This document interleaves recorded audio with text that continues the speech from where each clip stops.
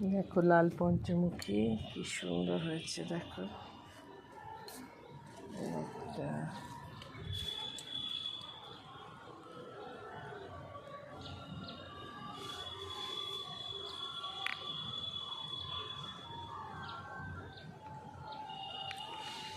খুব ভালো লাগছে।